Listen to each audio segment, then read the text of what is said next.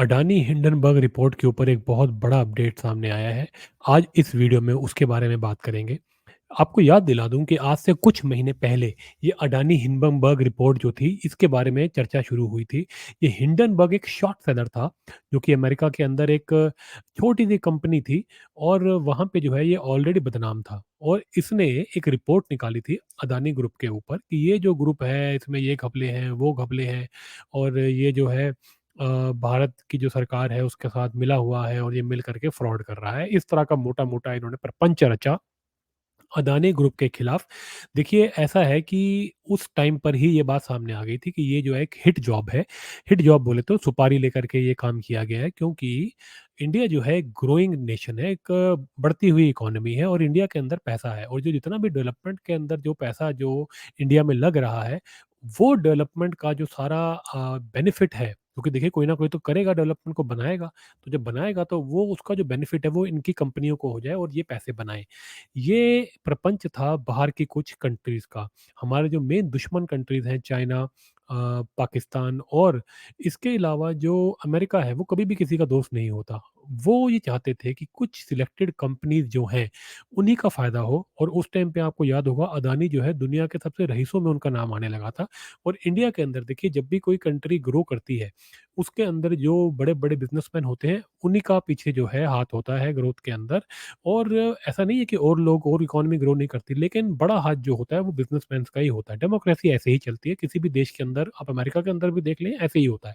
कभी भी कोई प्राइम मिनिस्टर किसी भी देश के अंदर दौरा करता है या वहाँ जाता है, तो देखिएगा वो दिखाते तो शक्ल प्राइम मिनिस्टर की या प्रेज़िडेंट की है उस देश की, लेकिन उसके साथ एक बहुत बड़ा जत्था आता है और उस जत्थे के अंदर ज़्यादातर बिज़नेसमैन ही होते हैं।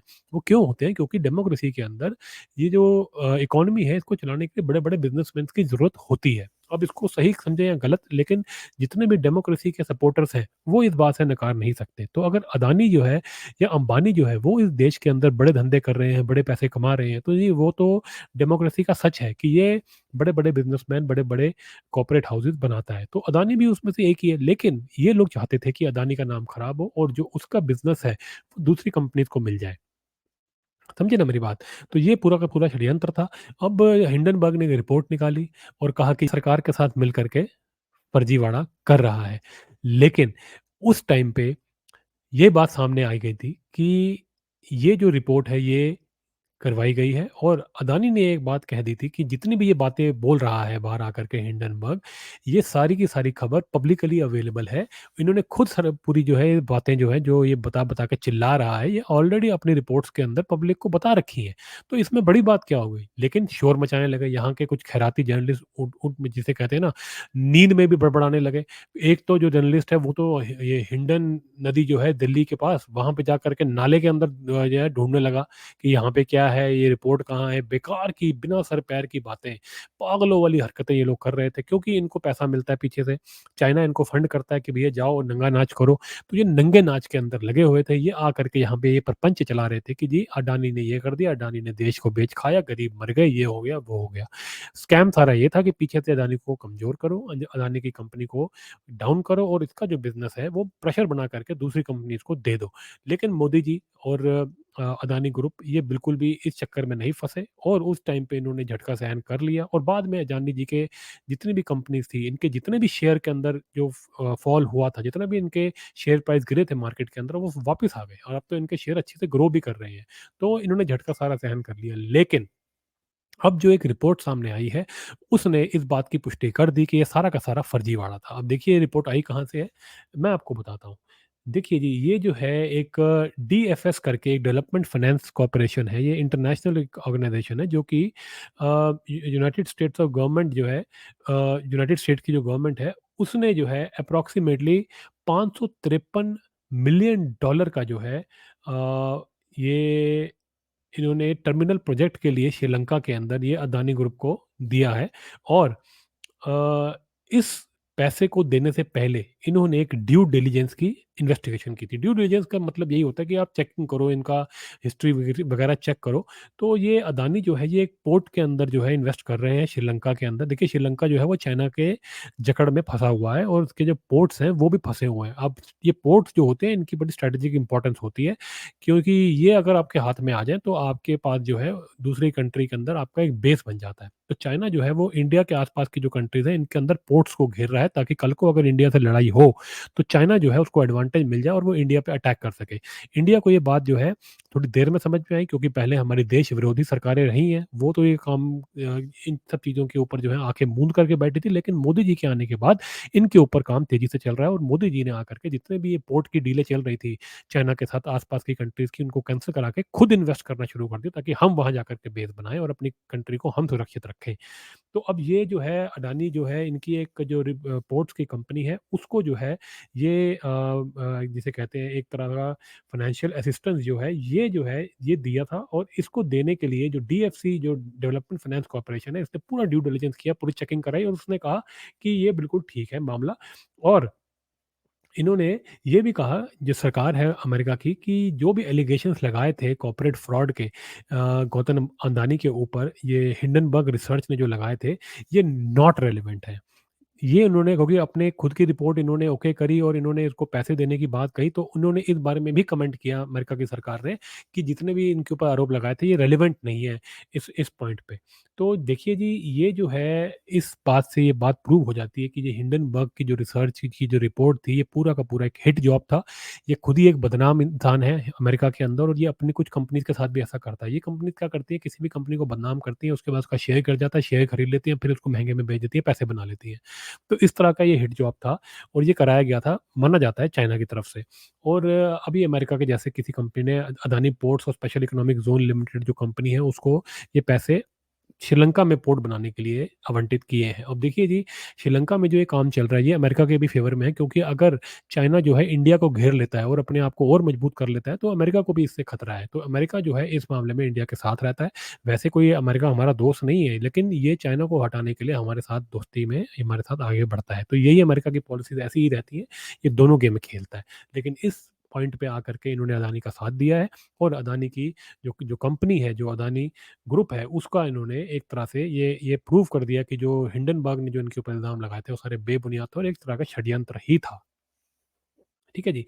इसके बाद देखिए बाकी जो इस पूरे मुद्दे पे अगर बात की जाए तो देखिए जो श्रीलंका का, जैसे मैंने आपको बताया, जो पोर्ट है ये चाइना के जो बीआरआई जो होता है, इसका बेल्ट एंड रोड इनिशिएटिव, उसके अंडर ये आना था। और इंडिया ने जो है वो सारा जो है इनका प्लान खराब कर दिया चाइना को, और ये जो है अब मोस्ट लाइकली इंडिया के पास ही ये पोर्ट आ जाएगा, क्योंकि अदानी ग्रुप इसको कंट्रोल में ले लेगा। चलिए जी, यही आपसे बात करनी थी कि अडानी हिंडनबर्ग रिपोर्ट जो आई थी, जो प्रपंच हुआ था, उसके अंदर यही अपडेट था बड़ा।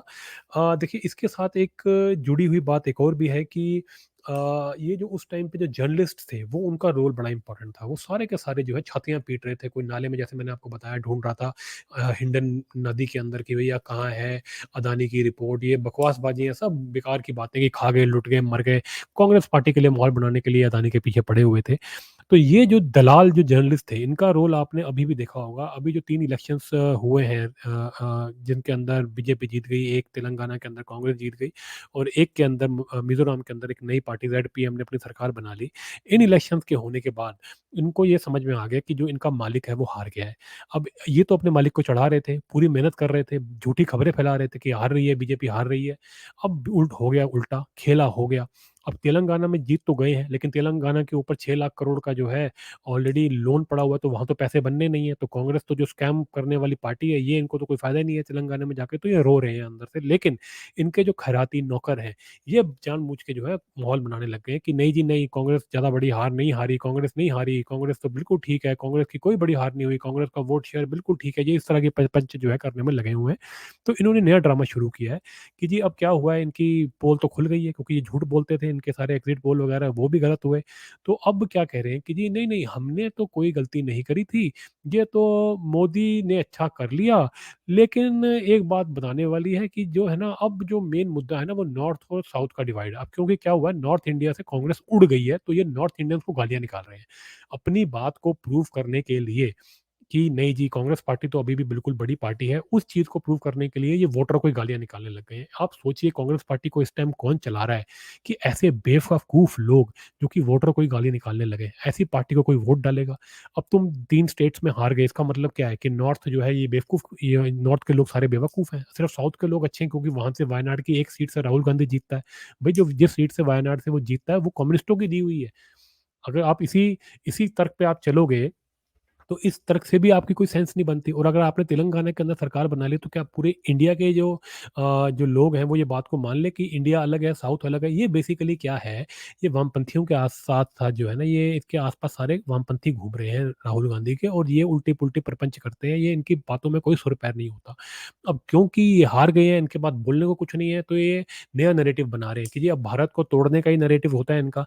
तो पहले हिंदू मुसलमान हो रहा है जी, ये हो रहा है जी, वो हो रहा है जी, हम तो कास्ट सेंसस करवा लेंगे। अब ये सब फेल हो गया, तो अब जी नॉर्थ और साउथ को डिवाइड करते हैं। ये भी इनका एक एजेंडा पुराना है, लेकिन ये चलना-वलना नहीं है कि जी अब हमने तेलंगाना जीत लिया तो हम ऐसा करते हैं, नॉर्थ वालों को गालियाँ निकालते हैं ताकि साउथ वाले हमारी साइड आ जाएँ और हम जो है फिर 2-4 सरकारें बना लें साउथ के अंदर और फिर जो है लूट के पैसा बना लें। तो ये इस प्रपंच में लगे हुए हैं, ये और वामपंथी गैंग पूरा का पूरा। लेकिन ये इसमें भी फेल हो जाएँगे। जिन-जिन लोगों ने इसके ऊपर बातें लिखी थी हार के बाद, जो कांग्रेस के टट्टुओं ने बातें लिखी थी, उनको इतना गाली-गलौच हुआ उनके साथ सोशल मीडिया पे, तो कईयों ने तो अपने ट्वीट ही डिलीट कर दिए।